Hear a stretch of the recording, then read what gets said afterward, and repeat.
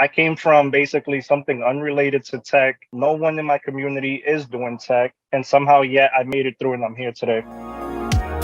My name is Yannier Alvarez. I work for Toast and I'm the Network Operations Associates, which means I basically just deal with all the hardware and dealing with all the networking, making sure they're non-exploitable, or if any of the software it's using in terms of firmware or any of the apps, that they're all locked behind VPN and peer-to-peer encryption on both ends. When I enrolled in Cyber Warriors, I didn't know what to expect, especially coming from my background. Like, all I knew was working in the warehouse, stacking boxes, opening them up, and receiving deliveries. Someone told me about Cyber Warriors, and I spoke with the enrollment and recruitment team, and they kind of like broke it down for me what I would be learning, what would be the possible exposures, and it all sounded stuff that I was interested in because I was always into tech, but never really had that exposure.